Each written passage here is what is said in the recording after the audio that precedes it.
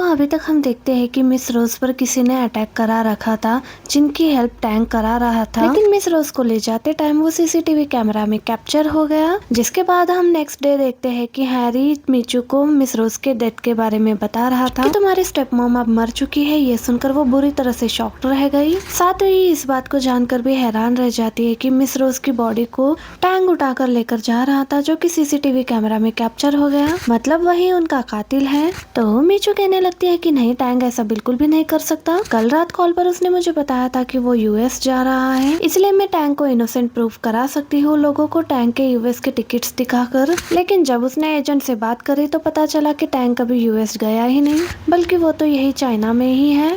तो तब मीचू शॉक्ड रह जाती है कि इसका मतलब टैंक मुझसे झूठ कह रहा था। पर जब उसने लैपटॉप चेक करा तो पता चला कि अब सभी जगह यही न्यूज आ रही है कि मिस्टर टैंक मीचू के स्टेप मदर यानी मिस रोज को जान से मार चुके हैं। तो इसके बाद नेक्स्ट सीन में देखते हैं कि मीचू की असिस्टेंट उसे बता रही है कि हनी लव सीरीज में बहुत बड़ी गिरावट आ चुकी है। अब सभी लोग अपने शेयर्स भी वापस ले रहे हैं। तो तब मीचू और भी ज्यादा परेशान हो गई। तो तब मीचू की असिस्टेंट ने आइडिया दिया कि वैसे आप मिस्टर हैरी से मदद मांग सकती हो, तो शायद तब सब ठीक हो सकता है। मीचू ऐसा ही करती है। जहाँ वो हैरी से मदद मांगने के लिए आ गई, जहाँ उसे बहुत ज्यादा शर्म भी आ रही थी, लेकिन वो तब भी वो अपनी बात कहती है। हैरी बोला कि मैं तुम्हारी मजबूरी समझ सकता हूँ, लेकिन मैं अकेले ये सब कुछ डिसाइड नहीं कर सकता। तो वो कहती है कि कोई बात नहीं। तब हैरी कहता है कि लेकिन अगर हम शादी करते हैं तो तब हमें और भी ज्यादा प्रॉफिट हो सकता है, यानी तुम मेरी वाइफ बन जाओगी तो कोई रोक टोक भी नहीं करेगा। मीचू इस बात से हैरान हो गई और उसने तभी हैरी को चुप कर दिया कि नहीं, मैं और कोई रास्ता ढूंढ लूंगी, क्योंकि मैं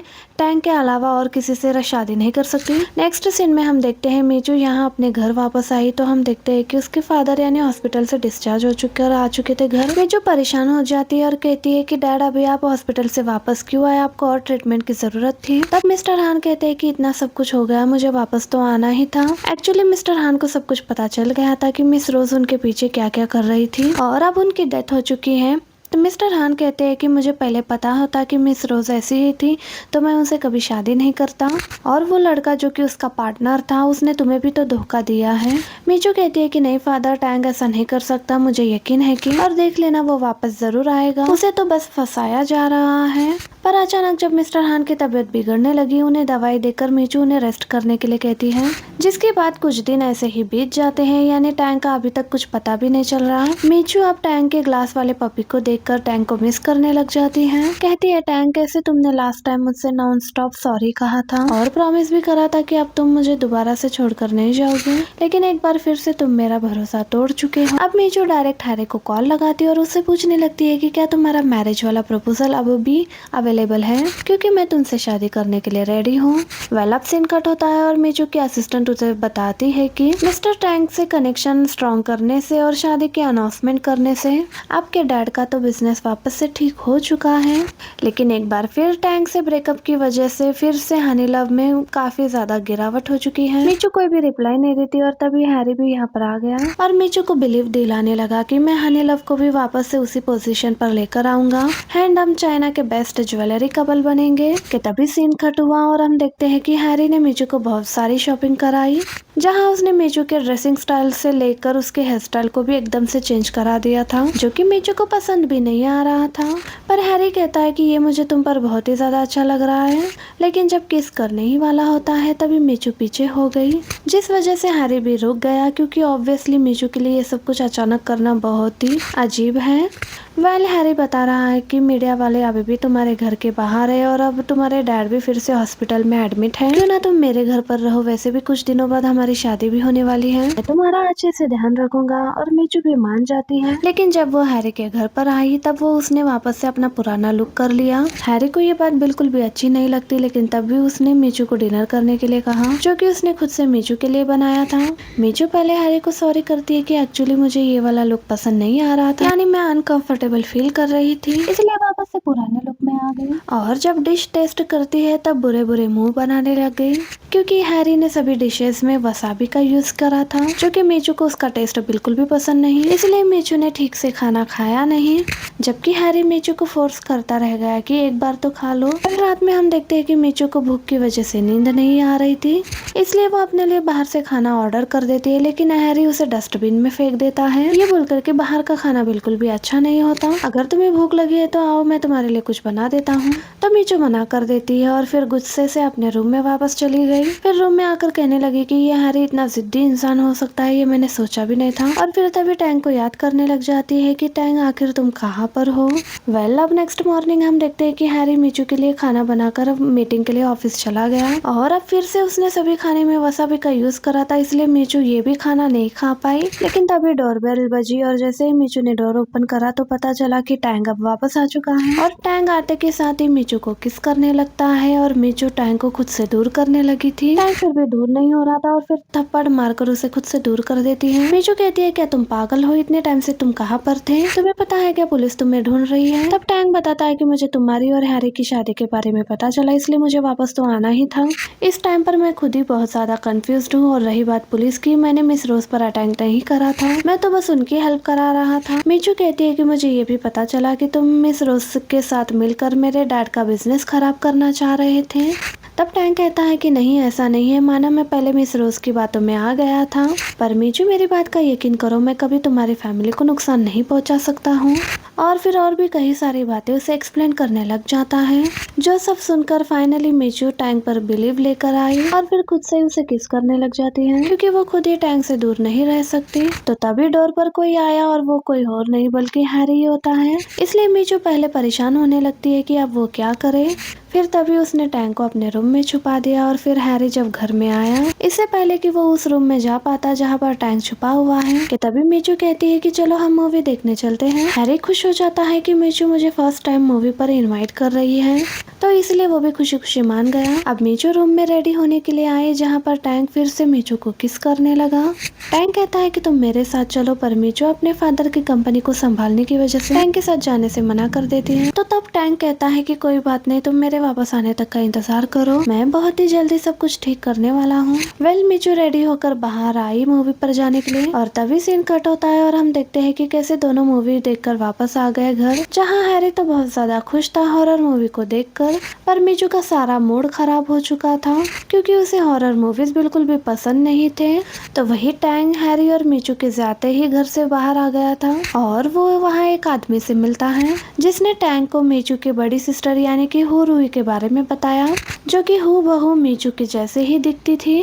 टैंग कहता है कि हाँ, मुझे भी मीचू एक बार इस बारे में बता चुकी है कि उसकी एक बड़ी सिस्टर हुआ करती थी, जिसकी कार एक्सीडेंट में डेथ हो चुकी थी। तो तब वो आदमी बताता है कि मिस मीचू की सिस्टर हुरुई कॉलेज टाइम में हैरी को डेट करती थी, और जब एक्सीडेंट में मिस हुरुई की डेथ हुई थी तब हैरी को बहुत बड़ा झटका लगा था, जिस वजह से वो यूएस में अपना इलाज कराने के लिए गए थे। इसलिए हो सकता है कि आपका शक मिस्टर हैरी पर सही हो कि जिन्होंने यूएस में आप पर शूट कराया था। ये सुनकर टैंग कहने लगता है कि ये प्रूफ काफी नहीं है, हमें जल्द से जल्द और भी सारे प्रूफ इकट्ठे करने होंगे। और नेक्स्ट मॉर्निंग हम देखते हैं कि मीचू अपने रूम से जैसे ही बाहर आई तो यहाँ पर काफी सारी हॉरर मूवी की सीरीज रखी हुई थी, एक नोट के साथ कि मीचू तुम इनमें से एक चूज कर लो, रात में हम उसको साथ में देखेंगे। मीचू परेशान होने लगती है कि भला अब मैं कैसे बताऊँ कि मुझे हॉरर मूवीज बिल्कुल पसंद नहीं है। और फिर जब उसने मोबाइल टेबल पर रखा तो गलती से एलईडी ऑन हो गई, और फिर स्क्रीन पर मीचू की बड़ी सिस्टर यानी कि हुरुई की वीडियो प्ले हो जाती है,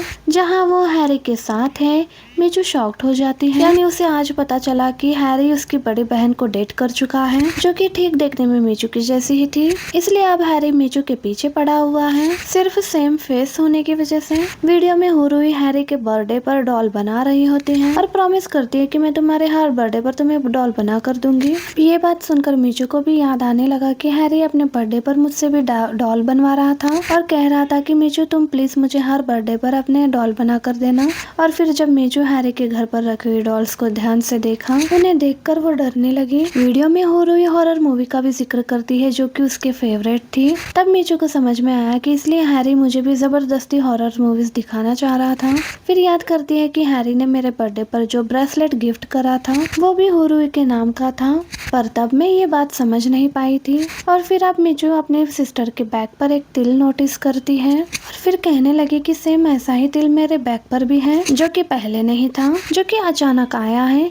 कि तभी हैरी यहाँ पर आया और पूछने लगा, क्या तुम सब जान चुकी हो? तो तब मीचू शॉक्ड रह गई अचानक हैरी को अपने सामने देखकर। हैरी बताने लगा, उस दिन जब तुम मेरे घर पर बेहोश हो गई थी तो तब मैंने हुरुई जैसा सेम तिल तुम्हारे बैग पर बना दिया था, क्योंकि मैं तुम में अपने हुरुई को देखता हूँ, इसलिए मैं चाहता हूँ कि तुम सेम उसी के जैसे बन जाओ। मीचू हैरी को देखकर बहुत बुरी तरह से डरने लग जाती है, इसलिए वहाँ से भागने की कोशिश करती है, पर हैरी मीचू को कहीं जाने नहीं देता, बल्कि वो मीचू को पकड़कर उसे चेयर से बांध देता है। हैरी बोला कि मेरी हुरुई को जैकेट्स पसंद थी, हॉरर मूवीज पसंद थी और वसाबी पसंद थी खाने में, और तुम्हें ये सब चीजें बिल्कुल भी पसंद नहीं, इसलिए मैं डरता था क्या तुम कभी मेरी हुरुई जैसी बन भी पाओगी। लेकिन जब उस दिन तुम मेरी हुरुई की ड्रेस पहन कर आई तो मैं तुम्हें देखता ही रह गया, क्योंकि तुम सेम मेरी हुरुई जैसी दिख रही थी। इसलिए मैंने डिसाइड कर लिया था कि मैं तुम्हें को अपनी हुरुई बनाकर हमेशा के लिए अपने पास रखूंगा। मीचू बहुत ज्यादा डर रही होती है, इसलिए रोना भी शुरू कर देती है। लेकिन हैरी बोला कि तुम फिक्र मत करो, शादी के बाद मैं तुम्हारा बहुत अच्छे से ध्यान रखने वाला हूँ, लेकिन तुमको ठीक जब मेरी हुरुई जैसे बनकर रहना होगा। तभी सीन कट होता है और हम वेडिंग डे देखते हैं, जहाँ हैरी खुशी खुशी मीचू के साथ आ रहा था, लेकिन बेचारी मीचू बहुत ज्यादा परेशान नजर आ रही थी।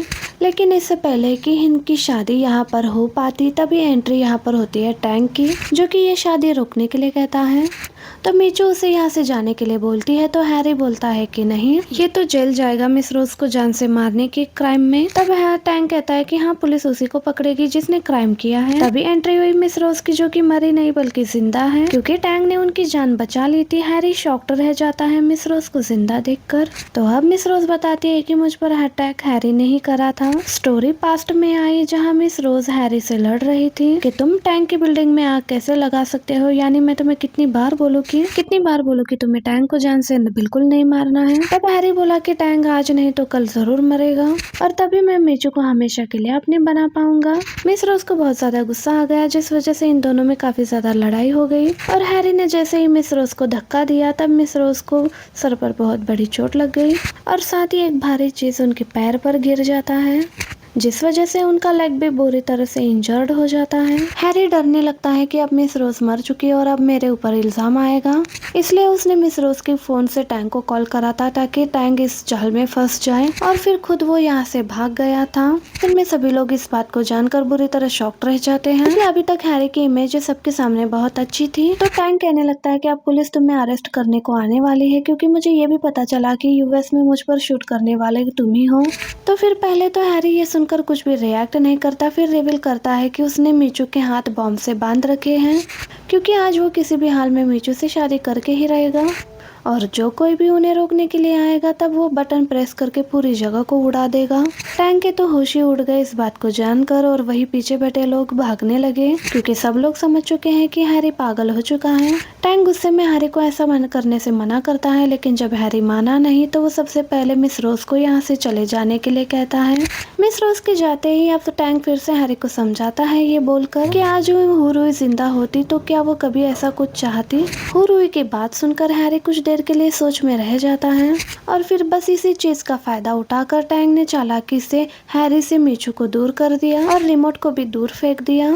हैरी बटन प्रेस करने के लिए रिमोट उठाने लगा, लेकिन उससे पहले टैंक रिमोट उठा लेता है। लेकिन हैरी तब भी रुकता नहीं, यानी कि हैरी ने टैंक के पेट में नाइफ मार दिया। अब मीचू इस नजारे को देखकर बहुत जोर से चिल्लाई, और वही हैरी पीछे हो ही नहीं रहा था जब तक वो टैंक को जान से ना मार देता। बट टैंक अपनी पूरी जोर लगाकर हैरी को खुद से दूर कर देता है, और फिर एक जोरदार पंच मारकर हैरी को बेहोश कर देता है। अब टैंक की कंडीशन बहुत ज्यादा सीरियस हो चुकी थी, वो जैसे तैसे करके मीचू के पास आ गया। वही मीचू भी बहुत बुरी तरह से रो रही थी और कहने लगी कि हॉस्पिटल चलो, अभी भी हमारे पास बहुत टाइम है। टैंक मना कर देता है, और फिर जैसे ही टैंक ने अपनी आईज क्लोज कर दी, तब मीचू और भी ज्यादा जोर जोर से रोने लगी कि टैंक तुम मुझे छोड़कर नहीं जा सकते हो, इसलिए प्लीज उठ जाओ। और फिर सीन कट होता है और हमें बताया जाता है कि हैरी को जेल हो चुकी है। हैं मिस रोज और टैंक को जान से मारने की क्राइम में। तो वही टैंक अभी भी जिंदा था जो कि अभी हॉस्पिटल में एडमिट है। मिस रोज अब मीचू से सभी गलतियों के लिए सॉरी करती है और फिर कहती है कि टैंक का अच्छे से ख्याल रखना, क्योंकि टैंक अपनी लाइफ में तुमसे बहुत ज्यादा प्यार करता है। तब मीचू हाँ कहती है। फिर अब मिस रोज यहाँ से जाने लगती है। उन्हें यहाँ पर मीचू के फादर यानी मिस्टर हान मिले, जो कि मिस रोज से उनके आगे की लाइफ के बारे में पूछते हैं। मिस रोज कहती है कि जैसी करनी वैसी भरनी, यानी कि मैं इतने बुरे काम कर चुकी, मेरे साथ ये सब कुछ होना ही था। तो ये सब कुछ सुनकर मिस्टर हान उन्हें कुछ पेपर्स दिए जो कि डाइवोर्स के थे, और साथ ही कुछ पेपर एक बहुत बड़े होटल के थे जो कि मिस्टर हान ने मिस रोज के नाम पर कर दिया है। मिस रोज से शॉक में रह गई कि क्या आप सच में इतने बड़े होटल को मेरे नाम पर कर रहे हो। तो वो बताते हैं कि हाँ, मैं शुरू से ये सब तुम्हें ही देना चाहता था, ना मैंने पूरे हुआ ग्रुप को मीचू के नाम पर कर दिया था, लेकिन इस होटल को मैंने तुम्हारे लिए बचा कर रखा था। तुम यंग हो और होटल मैनेजमेंट में अच्छी भी हो, इसलिए अब अच्छे से अपनी नई जिंदगी की शुरुआत करना। वो उसे बाय कहकर यहाँ से चले जाते हैं। यानी मिस रोज शॉक्ड कर ही रह गई और अपने पास्ट की गलतियों पर और भी ज्यादा रिग्रेट करती है। शुरू से मैं ही गलत थी, इसलिए आप मिस्टर हान को रोको भी तो किस मुंह से। वेल, अब सीन कट होता है और नेक्स्ट सीन में देखते हैं फाइनली टैंक को होश आ चुका है और वो एक्टिंग करने लगा जैसे कि उसकी याददाश्त जा चुकी हो। तो ये देखकर अब मीचू भी उसी के अंदाज में उसे किस करती है। तब वो बोला कि तुम मुझसे काफी कुछ सीख चुकी हो, और ये सुनकर मीचू भी स्माइल करने लगती है। और अब हम 1 मंथ के बाद का सीन देखते हैं जहां मीचू हनी लव बिजनेस में और अपने डैड के बिजनेस में भी काफी अच्छा ग्रो कर चुकी है। मीचू पर बहुत ज्यादा प्राउड फील कर रहा था, साथ ही सभी लोग ने क्लैप भी करी। अब ये सीन कट होकर उस सीन में शिफ्ट हो चुका है जहां टैंग ने मीचू को मिलने के लिए बुलाया है। मीचू वहाँ एक बॉक्स रखा हुआ देखती है, वो समझ नहीं पाई कि इसके अंदर क्या है कि तभी टैंक वहां पर आया और उस बॉक्स में से वेडिंग रिंग निकालकर मीचू को एक बार फिर से शादी के लिए प्रपोज करने लगा, और साथ में अपने सभी फीलिंग्स को अच्छे से कन्फेस भी कर रहा था कि मीचू उसके लिए कितनी ज्यादा इम्पोर्टेंट है, यानी मीचू उसके लिए उसकी पूरी लाइफ है। जो ये सुनकर पूरी तरह इमोशनल हो चुकी थी और रोने लगी थी, और जैसे उसने यस कहा तो टैंक भी बहुत खुश हो गया। और फिर इसके बाद ये दोनों एक दूसरे को किस करते हैं, क्योंकि फाइनली अब ये दोनों हमेशा के लिए अब एक हो चुके हैं, जहाँ अब इनकी लाइफ में कोई भी प्रॉब्लम नहीं। और बस इसी मोमेंट पर हमारा ये ड्रामा एंड हो जाता है। आपको ये ड्रामा कैसा लगा कमेंट में बताइएगा। Thank you for watching, bye bye.